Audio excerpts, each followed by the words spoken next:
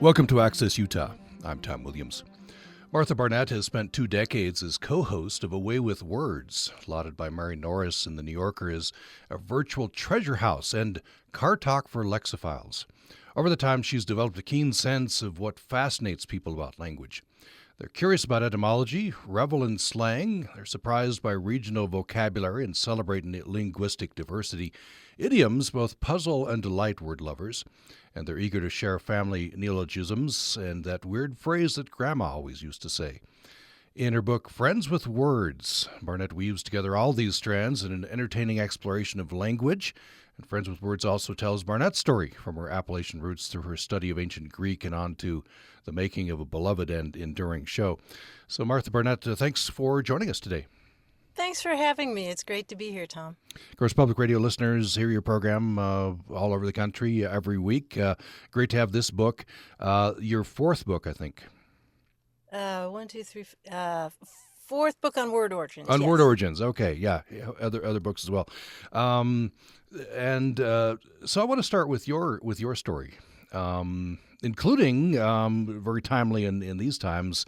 Your show got canceled by your local public radio station. You had to launch your show. We'll get to that.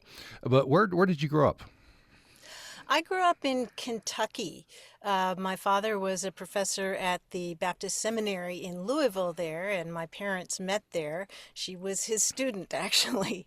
And so I grew up in Louisville, Kentucky. They both had southern roots. He was born in a log cabin in Appalachia, so I have a lot of that in my background as well. But I grew up in Kentucky, went to college in New York, which was kind of linguistic culture shock, because I had used words all my life in Kentucky that I thought people would understand there, and sometimes they didn't. Give me an example or two, and we all have this. I think you grow up in a family, you have words, maybe just developed because baby couldn't say that word or whatever. Grandma had that weird phrase, right? And then you go somewhere else and find, oh no. So give me an example or two. Yeah, well, this is the kind of conversation that we quite often have on A Way with Words, and I call them two-headed conversations. A listener will call the show and say, I grew up in Texas and I moved across the country and I used this expression and people looked at me like I had two heads. And I understand what they mean because, of course, we have all these different regional dialects in the United States, and I had that experience as well. When I was in Kentucky, I grew up saying the word tump. Do you know the word tump? I do not know the word tump, no. T-U-M-P. This Yeah. is, as common to me as dog or cat. Don't tump over the canoe. Don't tump over actually I tumped over my water just before we sat down. So I had to wipe it up. But yeah, tump. And then I went to school in upstate New York, and early on when I was there, I said to somebody, "Don't tump over your glass." And they just looked at me like I had two heads, because tump is a Southernism. And if you have listeners who grew up in the South, they're going to know what I'm talking about. But a lot of the rest of the country has never heard this word. And to me, that's one of the real delights of language. You mentioned the diversity of American English. You go to different parts of the country and you hear people talking different ways. And to me, that's an opportunity to be curious about where that word came from and who uses it. Were you always interested in language and words? Yes, I was always interested in words. I mean, I sort of couldn't help it because my mother was an English teacher. She taught in the public schools for 25 years, and had really delightful ways of teaching English. She had a lot of tricks and gimmicks that made grammar interesting. I remember that when she had students who had difficulty spelling the word cemetery, for example, does it end in E-R-Y or A-R-Y? She would say, think about going through a scary cemetery at night. You go, E E all the way through, which is completely silly. And she didn't mind making a fool out of herself in front of her students because they remembered what she said. They remembered those tricks. And so I grew up being friends with words, so to speak. And well, another time she asked me what I'd been doing. I was quite young, and I said, well, I've been laying on the couch all afternoon. And she clasped her hands to the side of her face and said, oh, goody, you've been laying on the couch. How many eggs? Now I won't have to go to the store. And so she was very funny, but she also knew her grammar. And so I sort of learned that by osmosis. And then I had a wonderful Latin class when I was in ninth grade and took more Latin in high school that I really loved. Then I got to college and tried Greek, and that was really hard. Hmm. Yeah. I want to have you tell that story. It's very, very touching that this retired professor who helped you with that. I want to tell a story of my own. My dad was an English major, so I got a lot of that. You know, at one point, a relative wrote to say that another relative had prostate cancer. Oh dear. Had problems with his prostate. So Hmm. for Dad, that was we felt sorry for the fellow. He was okay in the end. But then we got this lecture on prostate versus prostrate. Dad even got Hmm. on the floor and demonstrated prostrate versus supine versus prone. Okay. So that Okay. that's how much Dad loved language. So it is an adventure. Yeah, and you never forgot that, right? No, Because no. because he illustrated it and he taught you in a way that involved all of your senses. Yeah, yeah. Um, so tell me about this fascinating chapter, touching as well. This charming man that you got to tutor you in Greek. Well, when I was in college, I thought that Greek would be as easy as Latin, and I found out that it was really, really difficult. There's a reason that people say it's Greek to me. At least in my case, I just found it really difficult. You know, it was different letters and different markings on the page, and I was just really struggling in my introductory Greek class. And so, right at the point where I had to make a decision, I decided that rather than flunk the class, I would drop it. But I made a promise to myself that I would go home to Louisville that summer and find some starving graduate student who would tutor me in ancient Greek. What I found instead was this amazing uh, retired professor of classics. Dr. Leonard Litkowski, he was an immigrant from Latvia, and he was a polyglot. He spoke at least a dozen languages quite easily. And he was one of these born teachers who just couldn't stop teaching. And so he agreed to teach me Greek on Monday nights. And he taught different languages to, to people during the week, you know, Turkish and Hebrew and Russian and Italian. It just depended on the night. And he did all of this for free. He just, I mean, teachers change lives, and he was one of these people who continued to do this again and again. And so I went to visit him the first night, and he just kept the lesson didn't go well at all. You know, I had my book of dreary drills and vocabulary lists and all of that, and he just kept shaking his head and shuffling his feet and saying, language is not arbitrary. And I didn't know what he was talking about.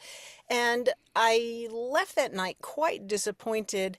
But he made really good fresh bread himself with a recipe from the old country, which was great. And he also served wonderful strong coffee. So I thought, well, I'll go back one more time. And I ended up that time he took my book and threw it on the table and said, "We won't need this anymore. We're going to read Oedipus Rex, the great tragedy by Sophocles in the original Greek." And I thought the guy was nuts, but he started with the word Oedipus, and he told me that Oedipus means literally in ancient Greek, Oedipus means swollen foot, because if you know the story of Oedipus, as a baby, his feet were damaged and they were always swollen ever after. And he said, "You have in English, do you not, the word edema?" And I said, "Yeah, it means swelling." And he said, "Yes, Oedipus and edema are related, you see. And the pus in Oedipus is related to words like octopus and pedestrian and pedal and all these words in Greek and Latin and Sanskrit." And so he started to teach me Greek from that one name in a totally different way, because he understood that there are so many languages. Nearly half the world's population speaks a language that comes from the original prehistoric root, Proto-Indo-European, an ancient language. And then they branched out, like the branches of a tree, which means that English is related to languages like Russian and Irish and Italian and Greek and all these different languages that sprang from that same source. So it was sort of like getting a bird's eye view of language and seeing how words were connected between and among languages, and it was, to me, it was thrilling, because it meant that you could look at a word and pry it open and see these images and secrets, and I've been doing that ever since. And I ended up studying with the professor for 12 years until he died, and I went back to college.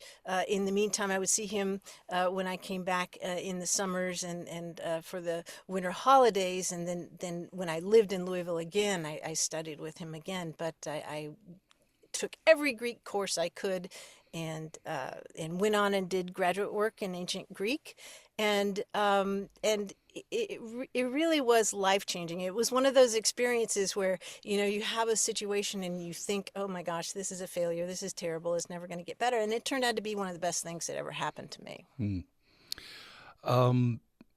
His last words to you turned out to be his last words, were "no me olvides," right? Don't forget me. Why do you think he went to Spanish for that? That's a really good question, Tom. Yeah, I went to visit him in the hospital, and we had a wonderful conversation. He had fallen when he was out shopping, and he had been hospitalized, and he seemed okay. We talked about gemstones and this and that, etymology, and he had newspapers around his hospital room in lots of different languages, and he seemed in good shape. But as I was leaving his room, he said to me in Spanish, "No me olvides," which, if you know Spanish, it means "don't forget me." And I thought that was odd at the time, because everything had seemed to be going so well. And I got a call the next morning that he had died, and I I have puzzled over that, Tom. In the intervening years, why did he reach for a language that I didn't know very well at the Hmm. time, and one that he was perfectly comfortable in? But why did he reach for a final goodbye in a language that was at one remove from us both? Maybe it was just sort of. It's a good question. Maybe it was just sort of his way of, I don't know, distancing Hmm. himself and Yeah. us from the reality of what was going to happen overnight. I don't Yeah, it know. could be going to a language that was, not the language you had shared, right? Which is Right, Greek, right? right. Yeah. Yeah, I mean, I knew enough to know what he was saying, Hmm. but it was just, yeah, it at one remove from us both, and I will always wonder what he was thinking. I want to read from that chapter. Just you say, talking about the professor, the two of us shared a passion for ancient Greek, the miracle of language, those invisible connections between words, and the thrill of prying open a single word or phrase to make it give up its secrets. So you call these people worders, right? Kind of a takeoff on birders, right? Encountering language and words in the wild, right? Mhm.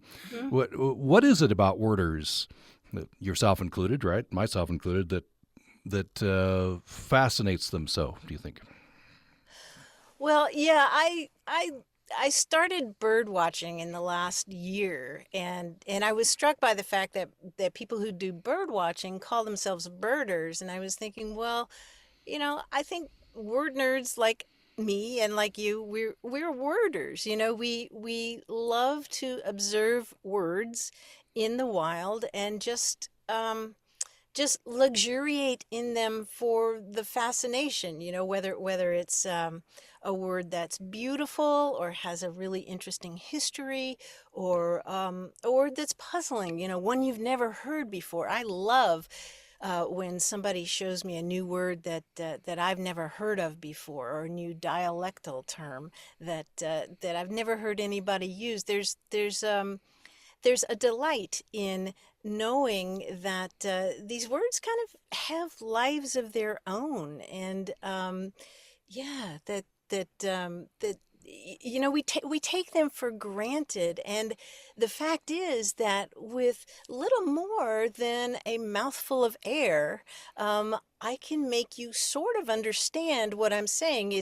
I heard somebody describe it recently as it's as if you have a movie screen in your head and I'm projecting something into your head, and you might not see exactly what I see in my head, but the fact that we can use words to at least approximate what we're saying to each other, approximate what we're thinking, and get somebody else to understand that, I mean, that's truly a miracle.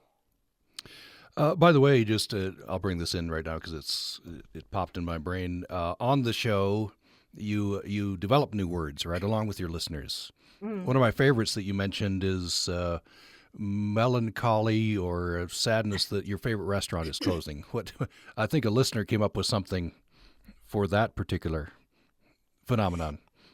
Yeah, often on the show, my co-host Grant Barrett and I ask listeners to come up with a word that fills a hole in the English language. Or a lot of times people will call us on the show and say, is there a word for this or that feeling or this or that phenomenon? And one of the things that came up was, shouldn't there be a word for when your favorite restaurant is closing? And somebody wrote in and said, yeah, I call that melancholy, which I just love. That is good. Yeah, you need a word for that. I mean, we all know that feeling. And somehow to me, it helps to have a word like that. Somebody else suggested bon appetit, which I That's a good one. also kind of like. Yes. Uh, I didn't know this. So reading your book, this is your introduction. There's a word for the warmth of sun in winter. Yes, the word apricity. Apricity. That's a very specific meaning. Yeah. Yeah, and isn't it a pretty word? But when you step outside and there's snow on the ground, but and there's a chill in the air, but there's also that warmth of sun. It's a gorgeous word. It's one of those words that was around, I think, in the 17th century and was used a bit then, but then fell out of use. And I think it's one of these words that deserves a comeback. Yeah. Another one I love, I hadn't even known this. There's a word that means to put off until the day after tomorrow. That's very specific. Yes, yes, it is. The word is perendinate. It comes from Latin words that mean for the third day. We have the word procrastinate, and that was, speaking about birding, procrastinate was kind of one of my.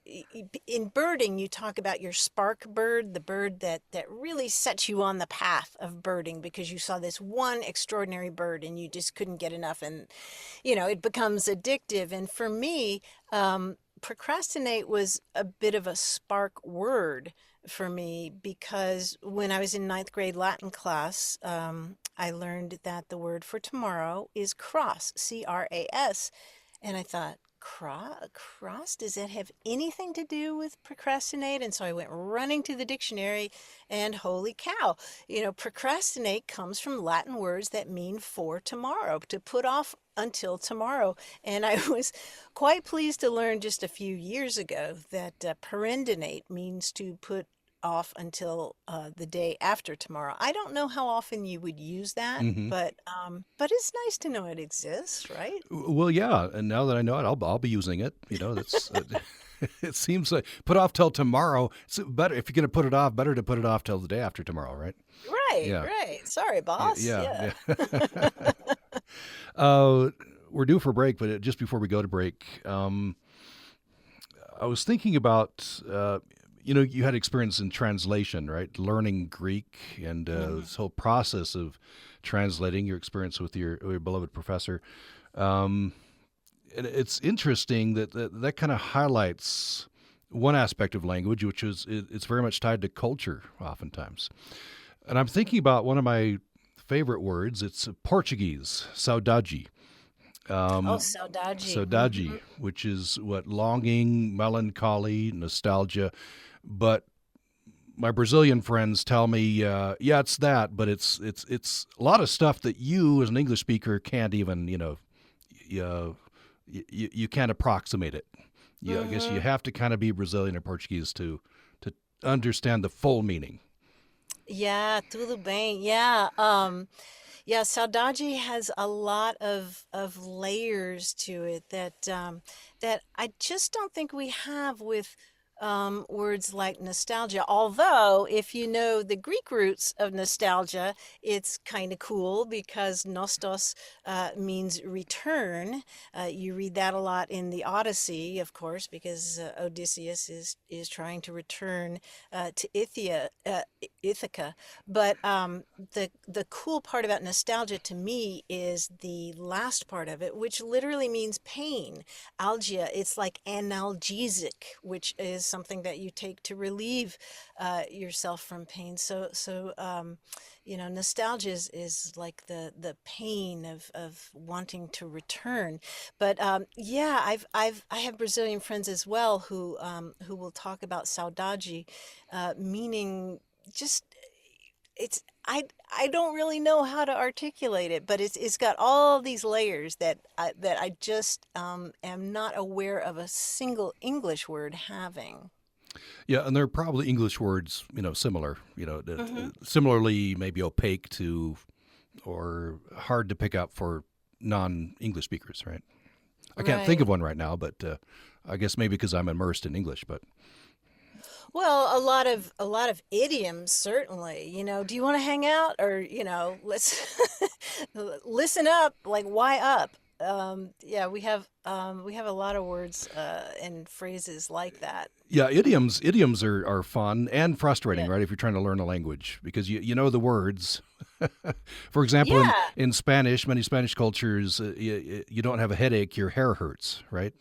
Mm-hmm. Mm-hmm. Yeah, that's a good one.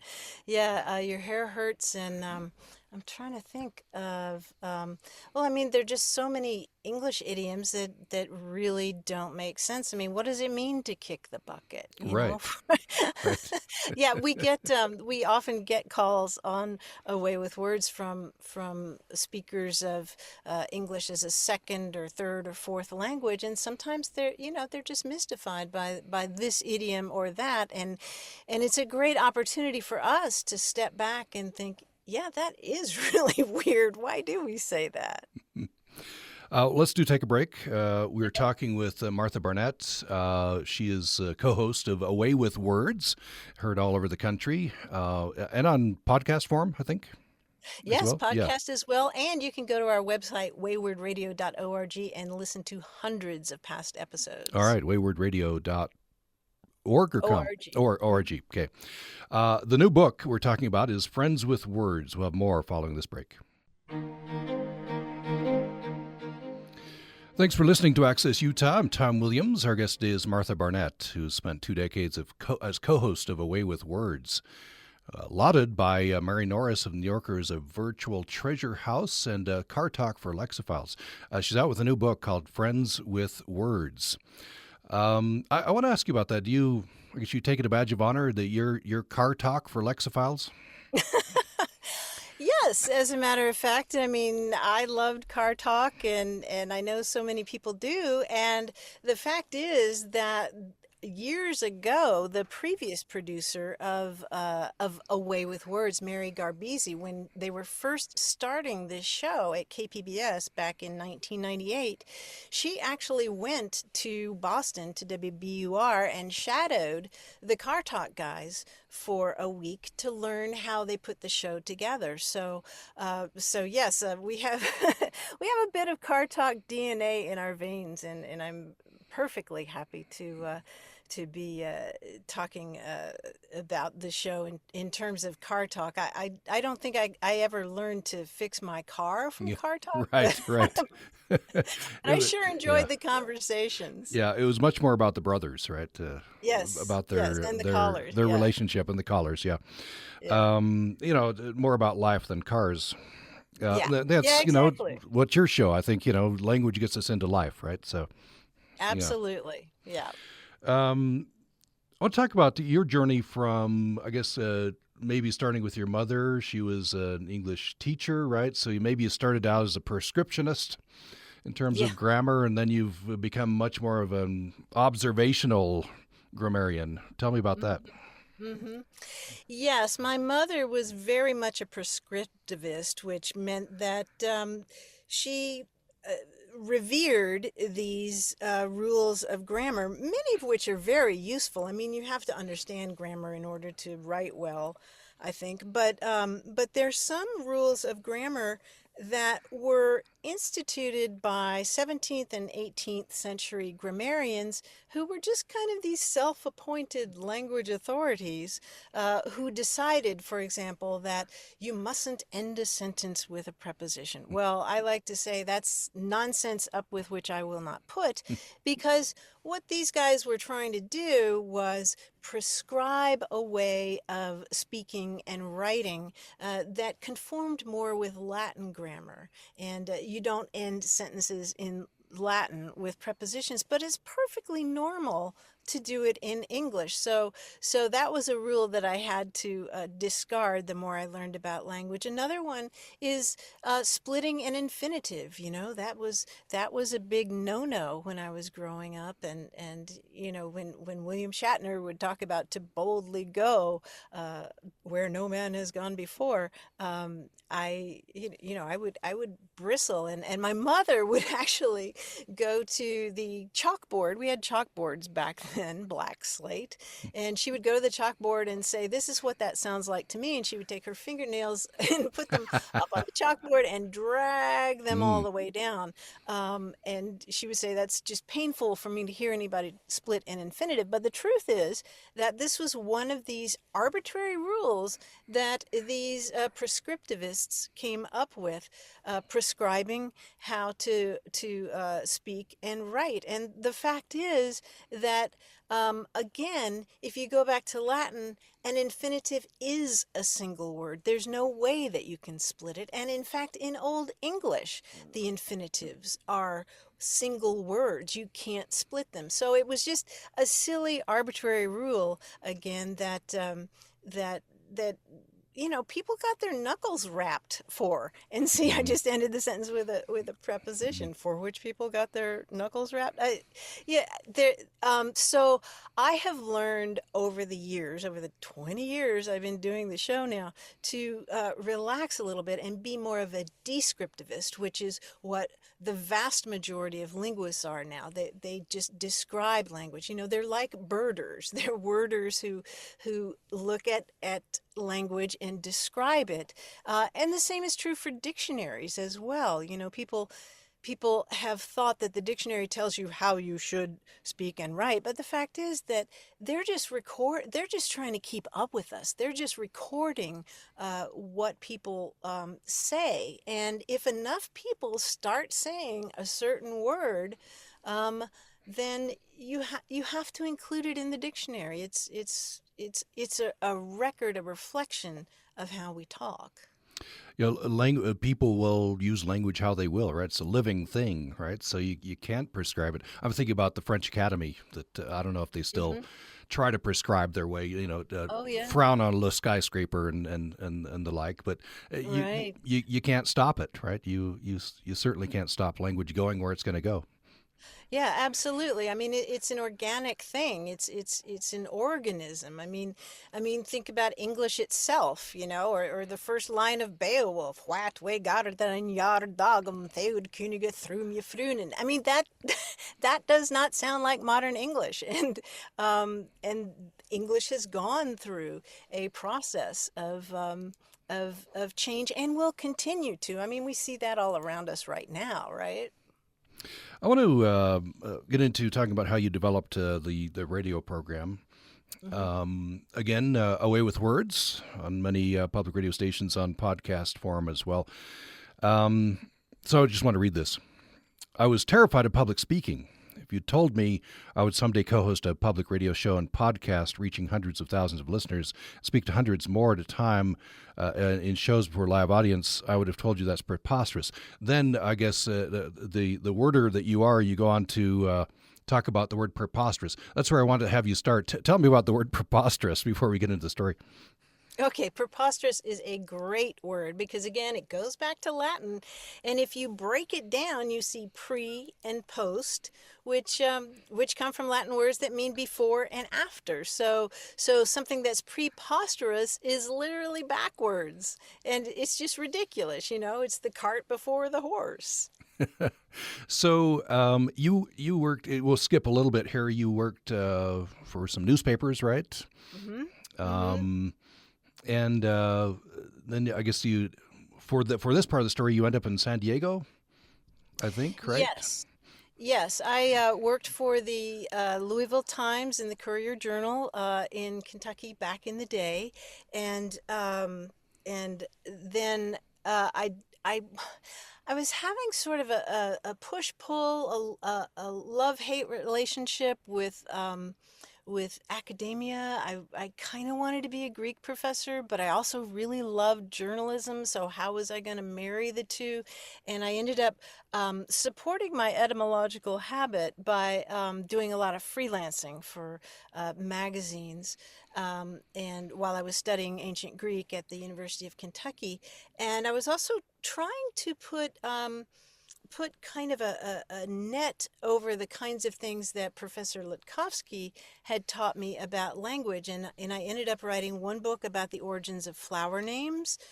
For example, a gladiolus comes from Latin gladium, which means sword, a relative of gladiator because, it's related to. Uh, because of the shape of the leaves, that's why the gladiolus is called what it's called.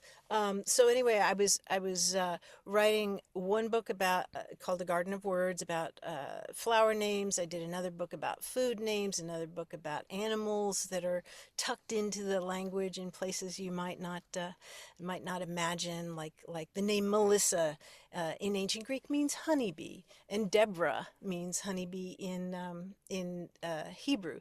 So anyway, I had written these books on word origins, and the original hosts of Away with Words, which started in 1998 at KPBS here in San Diego, were Richard Lederer, who is a popular writer of books about English, and Charles Harrington Elster, who was a real authority on pronunciation. And they did the show for a few years, and then Charlie left the show, and they did a nationwide search, found me in Kentucky writing books about word origins with a passion for language and a huge public speaking phobia. But but yeah, they gave me a chance to come out here and try out, and I just thought, let's hope if I leap, the net will appear, because I couldn't imagine anything more fun than talking about this stuff with people who want to talk about it. Um, then you went on. Obviously, you got on with that show, and presumably, well, obviously overcame your fear of public speaking. And but at a certain point, KPBS was having some budget problems, canceled the show, or withdrew their support. So, Mm-hmm. what did you guys do then? Yes, this was a really painful time. This was at the beginning of the recession in 2007, and the show was just on a two or three stations. It was on throughout Wisconsin for some reason. It was on here in San Diego, and I believe we were on in Indianapolis, and we were just about to add another station. Our ratings had never been higher, but it was the beginning of the recession, and public radio is always working hard to raise those funds, and it was just too much. KPBS had to cancel our show and another local show, which was really heartbreaking at the time. And th- my co-host Grant and our intrepid producer Stephanie Levine and I just thought, wait a minute, this is too good. The feedback we get from listeners is just so phenomenal. People love this, and there's so much more to say. People love talking about language, and we have an educational mission here, to share this stuff with people. And so we just thought, well, we'll do this ourselves, which was pretty naive actually at the time, because the budget to do the show was over $200,000, and so we made a lot of sacrifices because we had to keep pumping out the show. We couldn't build the show and then put it out. We had to keep producing the show every week, which, as you know, is a lot of work. So we decided we would do it ourselves. And one of the things we decided was to form a nonprofit, because we did have a lot of support from public radio listeners, because, as you know, public radio listeners are endlessly curious, and they love civil conversation that respects their intelligence. And so we formed a nonprofit with some supporters who supported our show, and then we had to figure out how we were going to distribute it. And so we distributed the show for free. It's free of charge. We would love to be on there in Utah if that opportunity ever arises. We make this show available to any public radio station that wants it, totally free. So our listeners, thank goodness, experience no interruption in service, and it looks as if we're being produced by a public radio station or public radio network. But the fact is, it's this little bitty nonprofit right here in San Diego. Let's take another break, come back with a brief final segment with Martha Barnette. She is co-host of Away with Words. You can find them at waywordradio.org, right? And the new book is Friends with Words. That's out and available now. We'll have more following this break.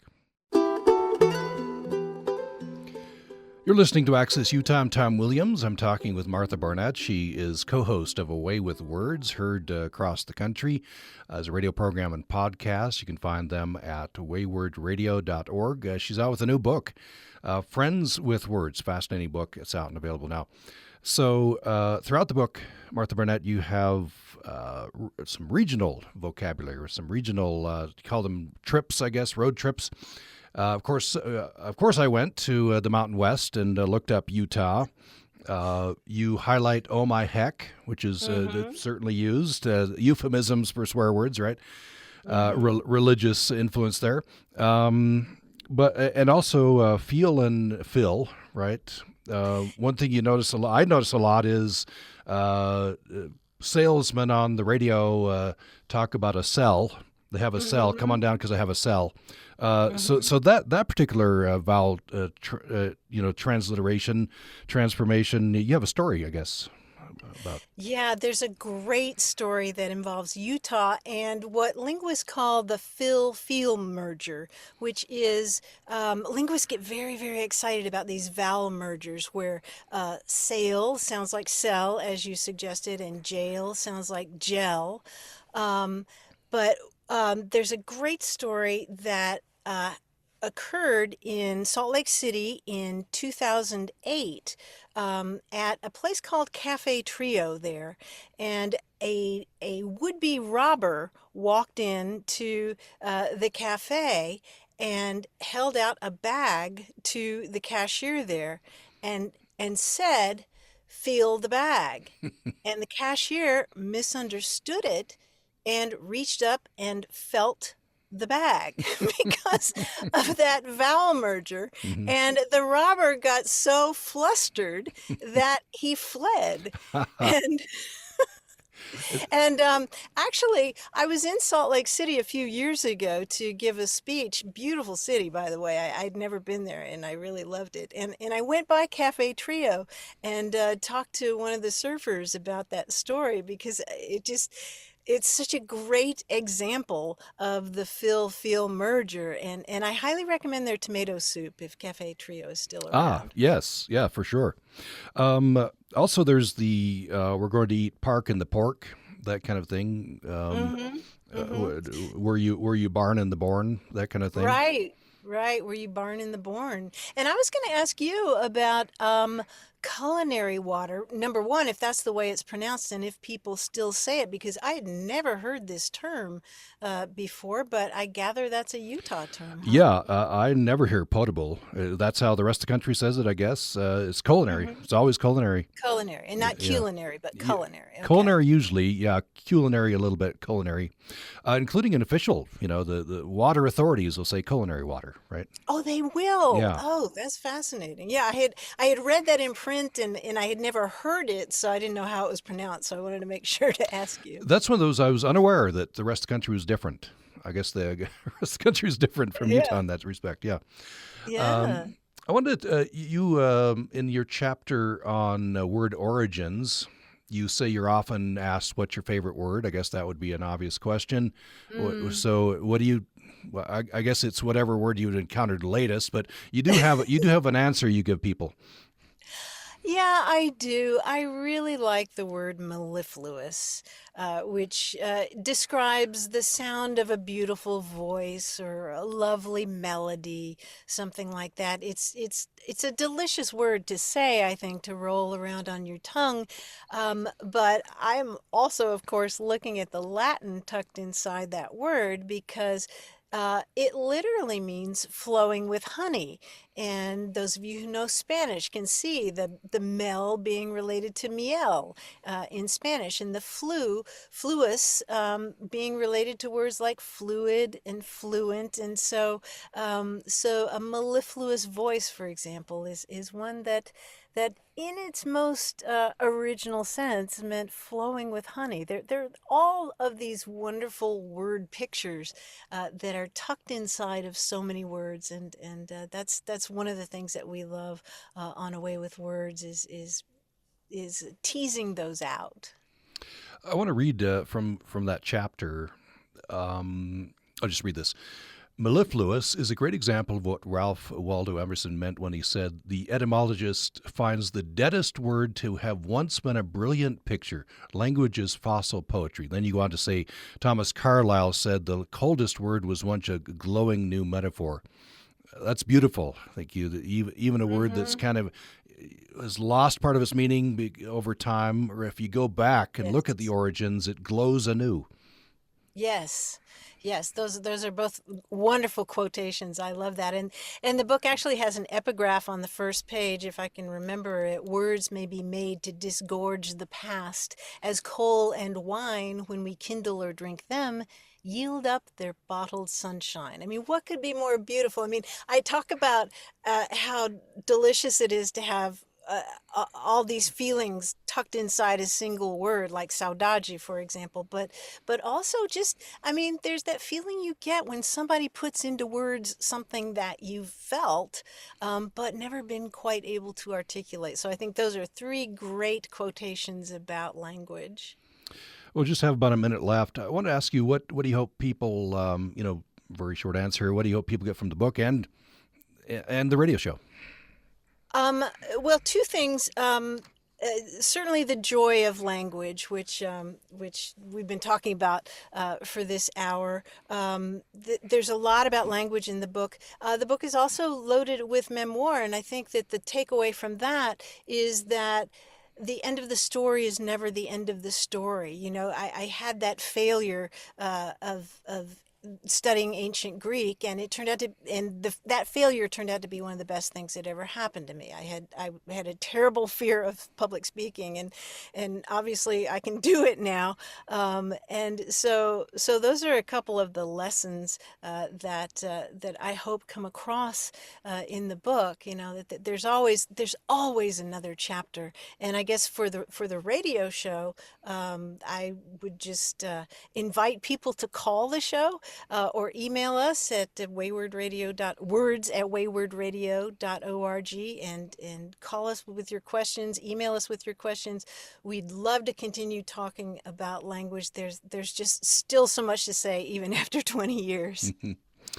Well, we've been talking with Martha Barnette, who you can find at marthabarnette.com, and waywardradio.com is a place to find the show, and Friends with Words, .org, thank you. Yeah. And Friends with Words is the new book. It's out and available now, and fascinating, as we've been, hope you got the sense of that from our conversation here. Martha Barnette, such a pleasure. Thank you so much. Thank you, Tom. And thanks, everyone, for listening to Access Utah.